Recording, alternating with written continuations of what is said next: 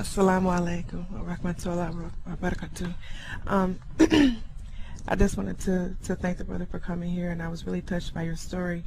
My question has to do with a lot of things that go on in Hollywood, as far as we hear stories about people who, literally sell their souls to the devil. We hear stories about a lot that goes on with the elite and people in Hollywood who practice a Luciferian type of religion, worshiping Satan, or devil worship, and different types of satanic practices. And that a lot of we hear stories and rumors that a lot of artists now today are expected to engage in that in order to to achieve their fame or to get a record deal. And I just wanted to ask you if you've noticed any of that in being in Hollywood and in the music industry. Did you ever come across that? And also, do you know of any particular artists, you don't have to name them, that have come across this and because of that entered into Islam? Thank you. Assalamu alaikum.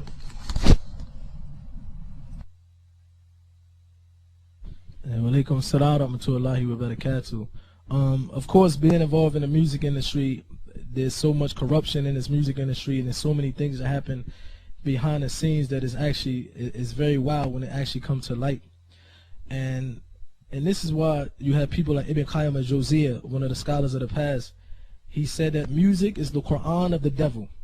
And this is why you see that most of the people that come from the music industry, in fact, they actually do some of the worst sins, and they actually become some of the worst people that ever walked the face of this earth, from starting off with good manners, but once they enter into the music industry, I seen it personally and witnessed it, they always turn to another person that they didn't even expect. And yes, I know some people personally, I won't mention their name, and we asked a lot to guide them to Islam. It's a very, very famous rap group that sold maybe 30, 40 million records worldwide. They used to actually be engagement and talking to devils, jinns, and worshiping the shaitan. And they told me stories how they used to be aided by the shayateen, and they was aided by the jinns and aided by the devils. So you have this in the music industry. You have verses where Snoop Dogg, for example, may Allah guide him to Islam, he had a song where he actually was having a conversation with the devil, and in the middle of this song he actually said that he sold his soul to the devil. So you have a corruption that happens in the music industry that's very different than any other entertainment. And this is why you see some of them always have some bad endings if Allah don't guide them. And this is why the scholars say about the people in the music industry is that it's only from the mercy of Allah that they will actually make it from that industry. It's a very corrupt industry. And I'm going to end it with a story about your question that happened when I first accepted the religion of Islam. It was a lady. She was friends of my cousins and the wife of my cousin. And when my cousin accepted Islam and his wife accepted Islam, she came to the house and she said that I practice every religion except for Islam. She said before, the last religion that I practiced was a religion called Wicca or something like that, where they sell their soul to the devil. And she said this is a woman who never heard of jinns. This is a woman who never heard of the unseen. Wicca, thank you. She said that she used to be in conversation with the jinns, the devils, the ghosts that some people might call it. And she said to the point that the jinn would come carry her, and she would be able to see certain things that her friends was doing, and she would call her friends and she would tell them about, I seen you do this last night, and they would be very shocked. And then she said she was dating someone from the Dog Pound, which is a crew that used to hang with Snoop Dogg. And she said when the jinn came to us, and we hear these stories from Islam, that they would come and they would give you pieces, they would break you off slowly but surely, and they pretend that they will help you and they will aid you, but eventually they want you to do some immoral things. She said at the end, the shaitan or the jinn who was helping her came to her and said, we need you to have one more thing. When you do this last thing, we're going to put you on a whole nother level, for example. And just to mention what she said, not to go into details, they asked her to do something that was very, very immoral with not only the Dog Pound, with Snoop Dogg, but the whole crew.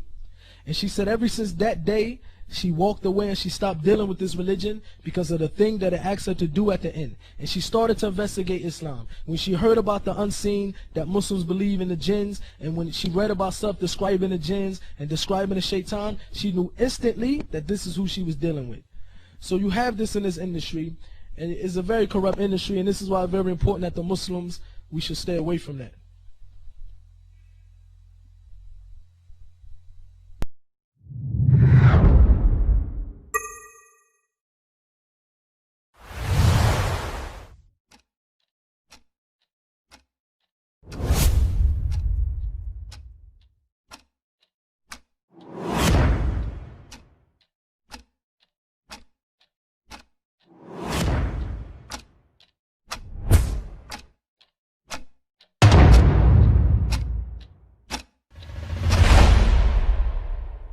Assalamu alaikum wa rahmatullahi wa barakatuh.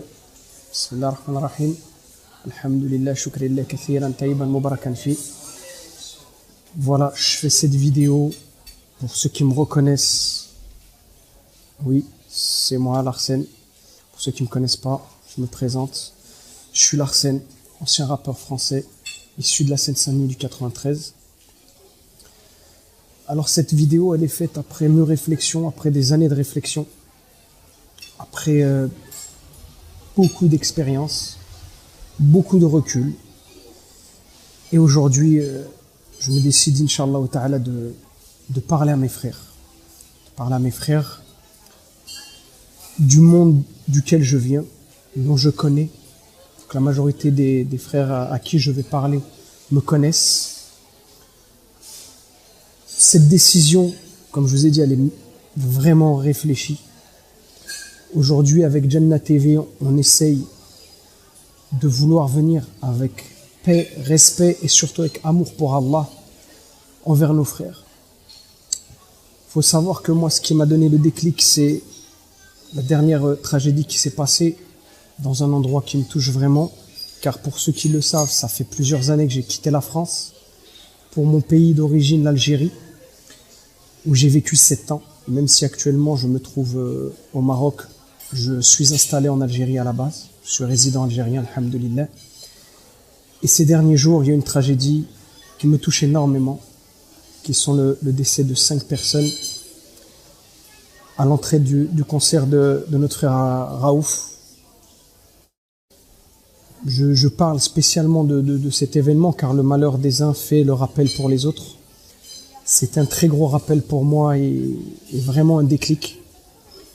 Le but n'est aucunement de charger quelqu'un, n'est aucunement de faire la morale à quelqu'un, n'est aucunement de venir s'en prendre à quelqu'un, mais juste de parler avec le cœur et avec amour pour nos frères.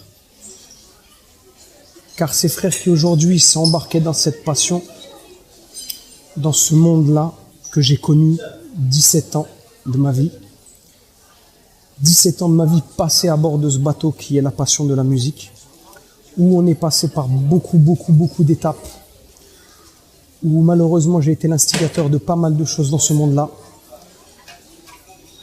Je me dois aujourd'hui de prendre mon courage à deux mains de venir parler à mes frères, car, alhamdulillah, Allah nous a permis de faire tauba. Moi, Allah m'a permis de faire tauba, d'arrêter ces choses. Après plusieurs épreuves, les gens, je m'attends à beaucoup de critiques, je m'attends à beaucoup de choses. Mais l'important, c'est pas ça. L'important, ce n'est pas le passé, ce n'est pas les choses négatives qu'on peut retenir. L'important, c'est le futur et comment on peut parler à nos frères, car ce qu'on a besoin, c'est de dialogue. Aujourd'hui, vous pouvez me dire, mais pourquoi tu ne leur parles pas en privé? Certains, je parle avec beaucoup d'artistes en privé, beaucoup de gens qui sont encore des amis, avec qui je parle régulièrement, avec qui je fais le rappel, il y en a beaucoup qui m'ont aidé sur certains projets, et je demande pardon à Allah si je ne devais pas le faire, mais c'est pour garder cette approche fraternelle qu'on a avec nos frères. Car juger nos frères, c'est trop simple. Car il faut savoir une chose, mes frères, mes sœurs, c'est que demain, on peut être à la place de ces gens-là. On peut être au fond du gouffre, au fond du précipice, et ces mêmes personnes-là peuvent être meilleures que nous et venir nous tendre la main. Donc aujourd'hui, moi, je prends la parole pour parler à mes frères. Naam, c'est cet événement qui m'a vraiment touché, car comme je vous ai dit, ça fait 7 ans que je vis en Algérie, que je vois le travail qui est fait par, masha'Allah, beaucoup de ulama, qui ont amené la paix en Algérie, qui ont combattu tout ce qui est le takfirisme, tout ce qui est l'extrémisme. Et aujourd'hui, nous, notre religion, ce n'est pas l'extrémisme, ce n'est pas de venir et condamner les gens, c'est de parler à nos frères et de leur dire, mon frère, je viens de ce milieu-là, nous avons fait les choses. Malheureusement, nous avons travaillé avec les maisons de disques, on est passé par le milieu underground, on est passé par les concerts, par toutes ces choses-là. On a fait beaucoup de choses. Moi, personnellement, j'ai fait beaucoup de choses. Et pour les gens qui me connaissent vraiment le savent. Aujourd'hui, je veux juste parler à mes frères. Wallahi al-adim, mes frères. Avec le cœur. Inch'Allah, faites attention. Wallahi al-adim, faites attention. Cette gloire après laquelle on a couru, cet argent après lequel on a couru, cette réussite fictive après laquelle on court, Wallahi al-adim, elle n'est qu'éphémère et vous le savez mieux que moi aujourd'hui. Parce que mieux que personne, à part vous savez le mal que ça engendre. Naam, on veut la réussite. Naam, on vend maison de disques. Naam, ils nous achètent. Naam, on veut l'argent, on veut cette gloire. Parce qu'on vient tous d'un peu les mêmes endroits, c'est-à-dire le ghetto français, les quartiers, la banlieue, où on nous donne rien de bien. Aujourd'hui, une des seules alternatives qu'on nous a proposées, c'est le sport, c'est le cinéma, et c'est surtout la musique. Certains pourront dire, ouais, mais qu'est-ce qui vient mettre son grain de sel dedans? Comme je vous ai dit, j'ai fait 17 ans de musique. Et aujourd'hui, 90 à 95% de la scène hip-hop française est de confession musulmane. Donc aujourd'hui, je ne peux pas, moi, rester et me terrer et ne pas parler à mes frères. Naam, beaucoup de choses peuvent en découler, mais je fais abstraction du négatif pour le positif, pour parler sincèrement à mes frères. Wallah al-Adim, je sais très bien que vous êtes touchés par ce qui s'est passé à Alger, que ce soit le frère Raouf, que ce soit le frère Fianso, que ce soit toute l'équipe derrière. Il y a des jeunes de mon quartier qui sont derrière, que j'aime très très fort et de qui je suis très très proche. Et vous parler, pour moi, c'est une obligation. Aujourd'hui, je n'ai rien à gagner, ni buzz, ni argent, ni rien. La seule chose que je veux gagner par là, c'est la rahma d'Allah Azza wa Jal. Et je ne peux pas me dire que je vais mourir. Ça fait 10 ans que j'ai fait Taouba, 10 ans que je me dis à un moment donné, Hassan, il faut que tu parles. Parce que si tu meurs sans avoir parlé, quel a été ton rôle vraiment dans ce que Allah t'a permis de faire? Donc aujourd'hui, les frères, je veux vous dire, il faut comme attention, s'il vous plaît, attention. Wallah al-Adim, Shaitan, il vient, il nous propose quelque chose et nous, on le prend. À nous de réfléchir, de chercher. Avant de faire toute chose, il faut apprendre cette chose. La science dans toute chose. Je veux devenir forgeron, je vais apprendre la science qui va me mener à ce métier-là. Aujourd'hui, la musique, on sait très bien, on va pas débattre sur ce fond. Tout le monde sait, toutes les personnes de confession musulmane savent qu'elle est interdite. Maintenant, on jette la pierre à personne, on n'est pas là pour ça. Ça, vous le savez. Le truc, c'est de savoir comment revenir. Inch'Allah, les portes du repentir, elles sont ouvertes. Aujourd'hui, là, on parle de mort. Pourquoi? Pour assister à une chose qui n'est pas quelque chose de bien. Aujourd'hui, mes frères, ils ont ça sur la conscience. Mais les portes du repentir, elles sont ouvertes. Donc, à vous de revenir vers ces portes du repentir. Alhamdulillah, ya Rabbi, pardonne. Aujourd'hui, venir vous accuser, vous blâmer, ce n'est pas mon rôle. Je ne suis ni un talab al-ilm, je ne suis ni un étudiant en islam, je ne suis ni un cheikh, je ne suis pas tout ça, je ne suis ni un imam. Je suis juste un frère de la banlieue du 93 de Seine-Saint-Denis qui a traîné dans les halls, qui a fait beaucoup de mal, qui a connu plusieurs fois la prison, qui a eu un parcours et une carrière dans la musique, qui a pris beaucoup d'argent dans ce domaine-là et qui est aujourd'hui revenu repentant car ma vie n'était pas heureuse. Et que le seul bonheur que j'ai connu aujourd'hui, c'est d'avoir le cœur apaisé et je vous souhaite ça. Et que wallah, il n'est pas trop tard mes frères et vous pouvez revenir à ça. Aujourd'hui, ce milieu détourne nos petits frères, nous ramène à la perversion, nous ramène à beaucoup de péchés. Et je remercie des frères qui m'ont fait cette da'wa-là. Wallah al-Adim, tous ces frères, et vous vous reconnaîtrez. Wallah al-Adim, de mon frère Samat, qui m'a fait une grande da'wa à l'époque, de mon frère Mamadou de la Saucée, de mon frère Ochouli, de mon frère Ouamed Konaté aussi. Tous ces frères-là qui venaient me voir quand moi j'étais égaré et quand moi j'étais dans ce domaine-là, et quand j'étais ni plus ni moins un instrument de négativité. Aujourd'hui, mes frères, Wallah al-Adim, tous les rappeurs en général, Wallah al-Adim, vous êtes dans mes doigts. On va pas faire le fou, le spirituel ou la je sais pas quoi, non. Juste que, aujourd'hui, je sais le mal-être que vous avez malgré tout cet argent et cette notoriété. Malgré l'argent, la notoriété et toutes ces choses-là que l'on vous a données, qui n'est qu'un test, parce que la vie elle est éphémère. Et Wallah al-Adim, vous le savez mieux que moi, les frères. Moi, à l'époque, je me rappelle de frères, comme les frères de la section d'assaut qui venaient me demander, qui venaient me dire, venez, on va faire la salat en jama'a. Viens l'Arsène faire la prière avec nous. Ce sont des gens qui connaissent le din. Et mes frères, je ne souhaite que du bonheur. Wallah al-Adim. Il n'y a rien à gagner derrière, à part vous parler. Comme ça, je me dirai demain, Inch'Allah, si je suis mort, j'ai laissé quelque chose de bien derrière moi. C'est de parler à mes frères. Beaucoup ne voudront pas parler, beaucoup ne voudront pas dire les choses. Moi, je me sens obligé aujourd'hui, car je suis très affecté, très touché, pour être un Algérien d'origine qui vit en Algérie depuis toutes ces années, et de voir ça. Wallah al-Adim, mes frères, ne rien vous dire serait hypocrite de ma part. Maintenant, Inch'Allah, que vous le comprendrez, vous le prendrez en bien. Mes frères, Wallah, je vous tends la main, Inch'Allah ta'ala, pour sortir de ce truc-là, de parler, de dialoguer, vous aider, Inch'Allah. Beaucoup de choses passent par le dialogue. Personne ne se parle, personne ne se dit les choses. Et vous, l'entourage de ces gens-là, les engrainer à continuer dans ce mouvement-là, dans ce bâtir, dans ces choses qui servent à rien, ce n'est pas les aider. Aujourd'hui, il y a des enfants qui sont morts, des parents qui sont tristes. Et Wallahi al-Adim, je ne souhaite pas que ces parents fassent des doigts de char, parce que Wallahi al-Adim, de perdre un enfant à cause de cette chose-là, c'est grave. C'est très très grave. C'est quelque chose qui touche. Et je sais que vous devez en souffrir énormément, mes frères. Mais aujourd'hui, mon frère, qu'est-ce que tu attends pour arrêter? Qu'est-ce qui peut t'en empêcher? Alhamdulillah, tu as vécu, tu as vu ce que c'était. Revenez. Aujourd'hui, on nous voit, nous les musulmans, comme mauvais. On nous voit comme mauvais. Pourquoi? Parce qu'on pense que l'islam, ce n'est qu'une religion d'interdit.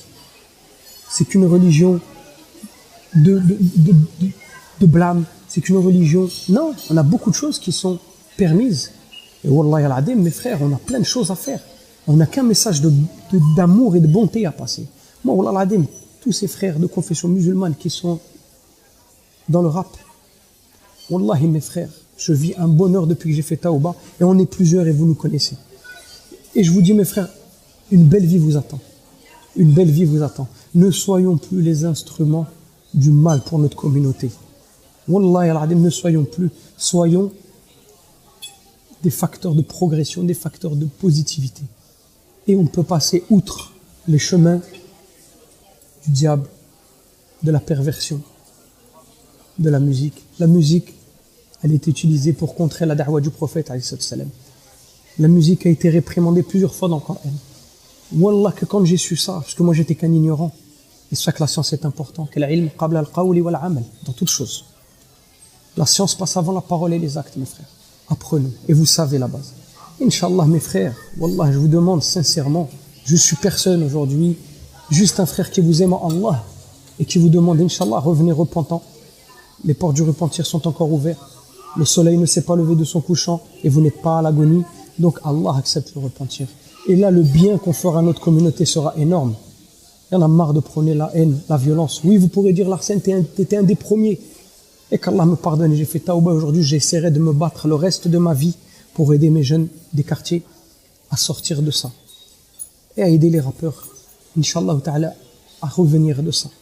Si je peux être juste une cause, ça sera ça mon plus grand mérite et ma plus grande récompense. Le reste, j'en ai rien à faire. J'ai pas d'album à sortir, j'ai rien à vendre, j'ai rien du tout. J'ai juste un cœur et je veux partager ça avec vous. Ça fait des années que je suis là dans mon coin. Partager entre les gens qui me disent Larsen, reste dans ton coin tranquille. Et de l'autre côté où les gens me sollicitent, les jeunes de quartier, certains médias, certains frères qui me disent Larsen, on va pas être utopiste.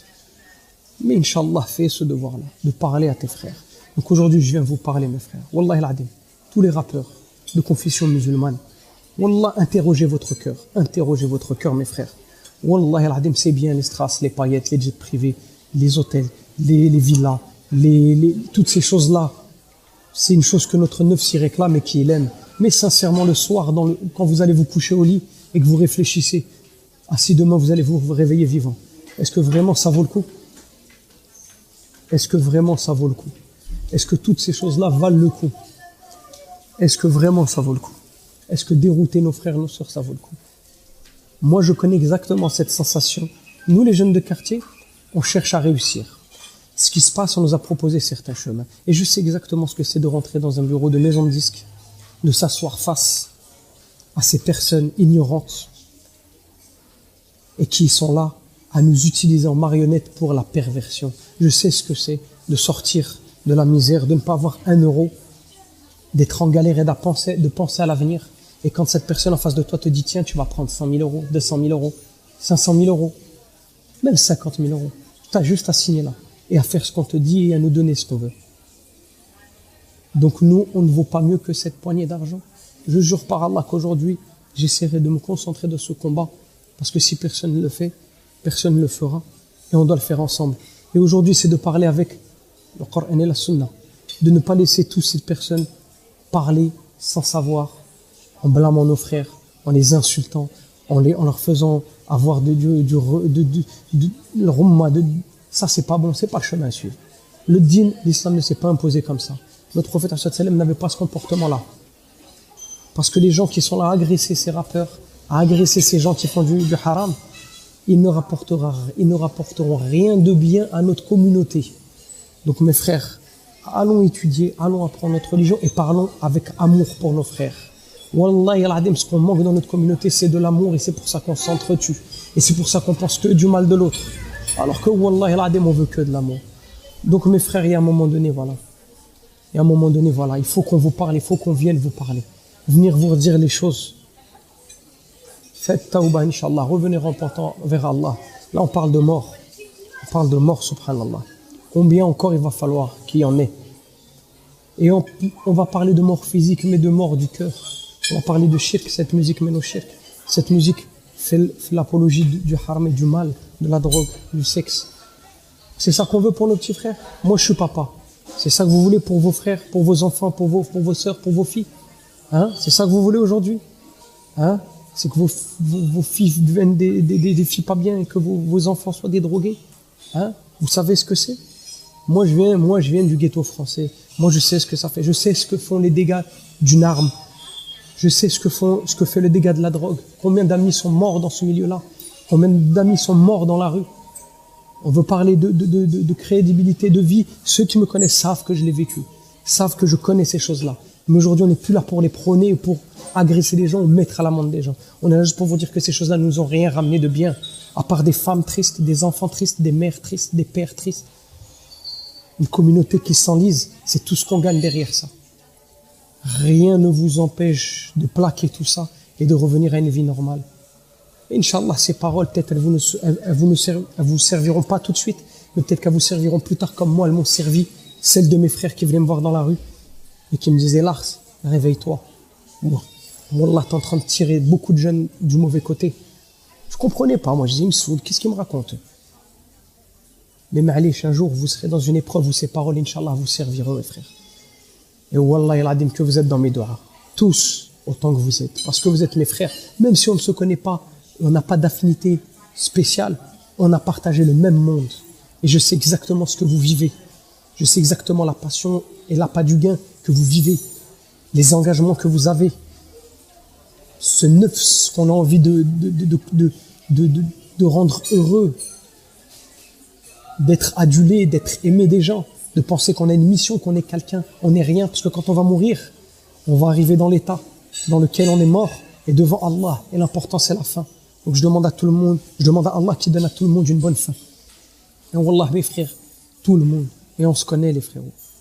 Que ce soit Ousni qui passe une épreuve en ce moment, que ce soit Kerry James qu'on a partagé des moments à l'époque, que ce soit Fianso, que ce soit le petit Raouf qui est avec des frérots de mon quartier et qui a aujourd'hui vu une très grosse épreuve, que ce soit le petit frère et le CK que je vois souvent, que ce soit des frérots comme Mac Taylor avec qui on échange, que ce soit mon frère de cœur et qu'on sera lié à la vie et à la mort, mon frère Samat, que ce soit tous ces rappeurs, tous autant que vous êtes, Wallahi al-Adim, vous êtes dans mes doigts.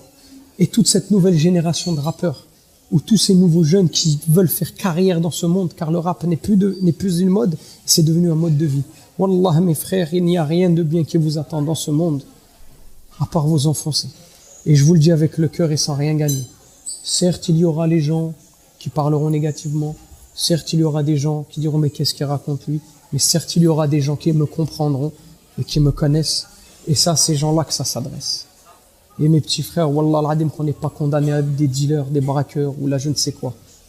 Allah, il nous aime.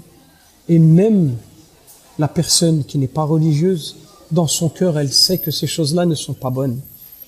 Car aucun être humain sur terre ne veut que son fils devienne un drogué ou un voleur ou un tolard ou qu'il meure dans un endroit en allant voir un artiste qu'il adore ou qu'il idolâtre.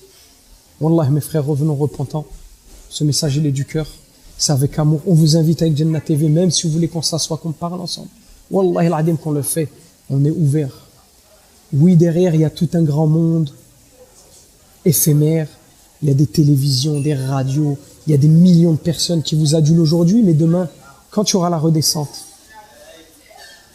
qu'est-ce qui se passera? Est-ce que vous serez prêts? Combien de péchés encore à vous mettre sur les épaules? Combien de chanteurs ont eu une mauvaise mort? de Bob Marley à Jimi Hendrix, à Amin Winehouse, à Claude François, à tout. Est-ce qu'ils ont une belle mort? Non. Et ce péché-là, même après la mort, si les gens continuent à vous écouter, Allah, vous continuerez à prendre des dounoubs. Et quand on sera mort, il n'y aura plus tout cet argent, il n'y aura plus toute cette fioriture, toute cette idolâtrerie, tout ce kiff, il n'y aura plus rien, les frérots. Wallah, il n'y aura plus rien.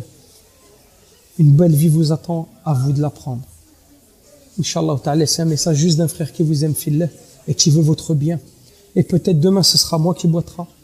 Et j'espère que vous serez ma béquille et que vous viendrez m'aider à redevenir quelqu'un de bien, de sain, de propre. Et Inch'Allah ta'ala, on va revenir bien, les frères. Et personne n'est condamné.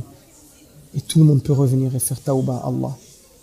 Min fadlikum, attention au shirk, les frères. Wallahi al-adim, que ça véhicule. Attention à ces choses-là. Un jour on est bien, mais demain, une épreuve peut nous frapper et tout peut s'écrouler autour de nous. L'argent, c'est pas ce qui va nous sauver. Être une star, c'est pas ce qui va nous sauver.